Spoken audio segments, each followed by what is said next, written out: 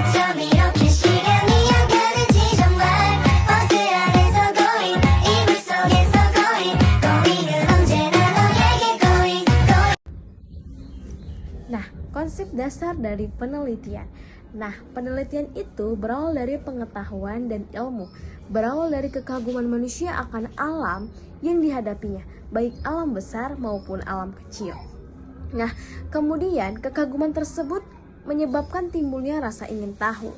Nah, rasa ingin tahu manusia akan terpuaskan bila dirinya mendapatkan penjelasan mengenai apa yang dia peroleh atau yang dia pertanyakan. Untuk itu manusia menempuh berbagai upaya agar memperoleh pengetahuan yang benar atau kebenarannya, yang secara garis besar dapat dibedakan menjadi dua, yaitu pertama secara tradisional pendekatan non-ilmiah dan yang kedua secara modern pendekatan ilmiah.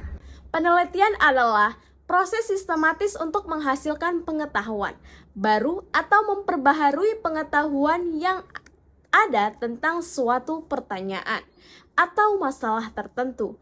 Dalam penelitian, orang mengumpulkan dan menganalisis data menggunakan metode yang terkait dengan bidangnya, seperti ilmu sosial, ilmu pengetahuan, atau ilmu kesehatan. Hasil penelitian dapat memberikan pemahaman baru, menambah wawasan, atau memperbaiki pengaruh yang ada. Penelitian juga merupakan usaha memperoleh fakta atau prinsip dengan cara mengumpulkan dan menganalisis data atau informasi yang dilaksanakan dengan secara jelas, teliti, dan sistematis, serta dapat dipertanggungjawabkan.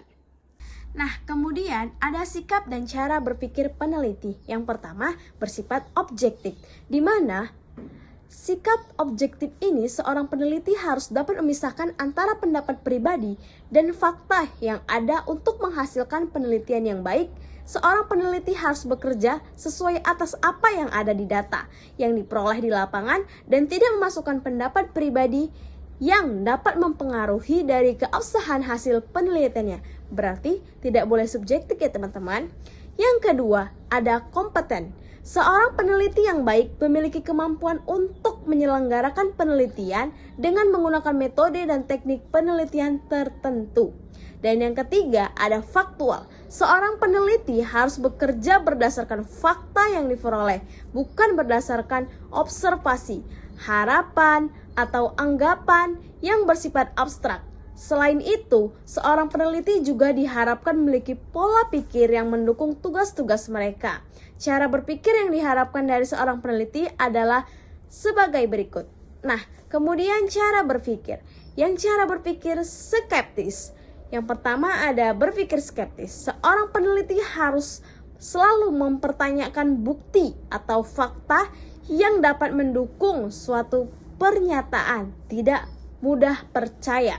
Yang kedua, berpikir analisis. Penelitian harus selalu menganalisis setiap pertanyaan atau pernyataan atau persoalan yang dihadapinya. Yang ketiga, bersifat kritis atau berpikir kritis.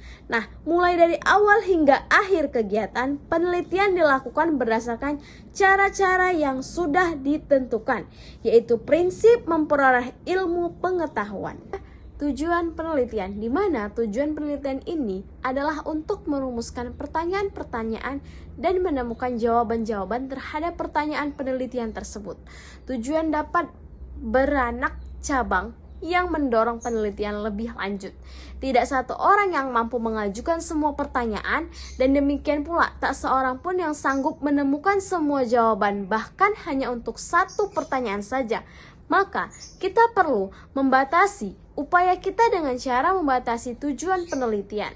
Nah, terdapat bermacam tujuan penelitian dipandang dari usaha untuk membatasinya, yaitu yang pertama ada tujuan eksplorasi, di mana penelitian eksplorasi ini memiliki tujuan karena 3 macam maksud, yaitu memuaskan keingintahuan awal dan nantinya yang ingin dapat lebih memahami. Yang kedua, menguji kelayakan melakukan penelitian atau studi yang lebih mendalam nantinya.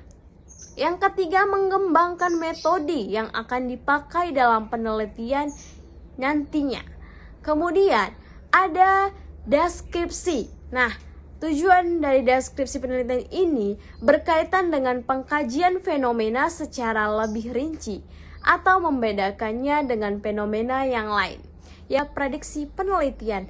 Prediksi berupaya mengidentifikasi hubungan keterkaitan yang memungkinkan kita berekspekulasi untuk tentang menemukan sesuatu dan mengetahui apa hal yang ada. Yang keempat ada eksplanasi. Nah, eksplanasi ini penelitian eksplanasi mengkaji hubungan sebab akibat di antara dua fenomena atau lebih. Penelitian seperti ini dipakai untuk menentukan apakah suatu eksplanasi keterkaitan akibat-akibat valid atau tidak. Nah, yang kelima ada aksi penelitian. Nah, aksi penelitian ini maksudnya adalah tindakan. Nah, dapat meneruskan salah satu tujuan di atas dengan penetapan persyaratan untuk menemukan solusi dengan bertindak sesuatu. Penelitian ini umumnya dilakukan dengan eksperimen, tindakan, dan mengamati hasil penelitiannya. Sekarang ada ragam jenis penelitian. Setelah memahami pengertian, tujuan, dan ciri-ciri berbagai jenis penelitian secara umum, kini kita akan mempelajari tentang jenis penelitian. Secara umum, jenis penelitian dibagi menjadi dua, yaitu penelitian kualitatif dan penelitian kuantitatif. Nah, penelitian kualitatif adalah merupakan jenis penelitian yang bersifat deskriptif dan cenderung menggunakan analisis yang mendalam. Proses dan makna yang ditonjolkan dalam penelitian kualitatif ini memiliki landasan teori yang dimanfaatkan sebagai pemandu agar fokus penelitian sesuai dengan fakta di lapangan. Nah, penelitian kualitatif ini terbagi lagi menjadi 5 jenis penelitian. Yang pertama ada fenomenologi, yang kedua ada penelitian grounded theory, yang ketiga ada penelitian etnografi, yang keempat adalah penelitian studi kasus, dan yang kelima ada penelitian naratif research. Kemudian ada jenis penelitian kuantitatif. Jenis-jenis penelitian selanjutnya adalah kuantitatif. Penelitian kuantitatif adalah jenis penelitian yang merupakan investasi sistematis mengenai sebuah. Yang kedua ada penelitian kuantitatif, adalah jenis penelitian yang merupakan investasi sistematis mengenai sebuah fenomena atau situasi dengan mengumpulkan data yang dapat diukur menggunakan teknik statistik, matematika, atau komputasi. Nah, pada jenis-jenis penelitian kuantitatif, peneliti memiliki tujuan untuk mengembangkan dan menggunakan berbagai model sistematis, berbagai teori dan hipotesis yang berkaitan dengan fenomena alam yang terjadi. Pada intinya, penelitian kuantitatif merupakan suatu proses pengukuran. Nah, sama halnya seperti penelitian kualitatif, penelitian kuantitatif juga dibagi menjadi beberapa jenis penelitian, yaitu metode survei dan metode eksperimen.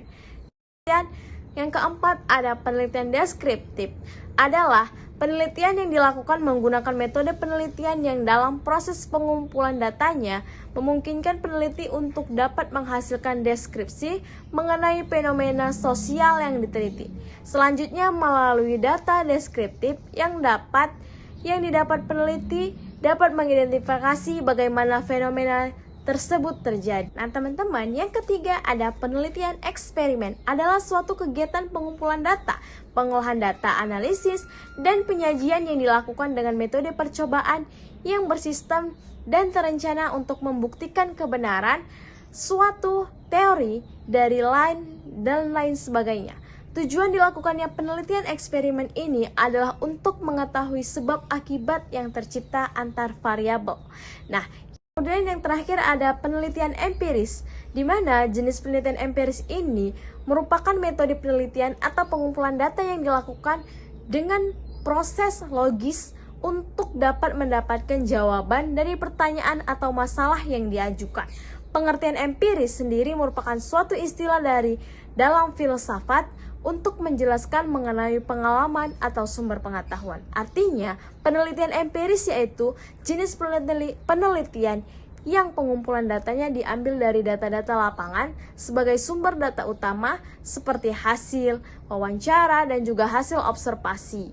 Penelitian empiris digunakan untuk menganalisis perilaku masyarakat yang berpola dalam kehidupan sosial masyarakat yang selalu berinteraksi dan berhubungan dengan masyarakat.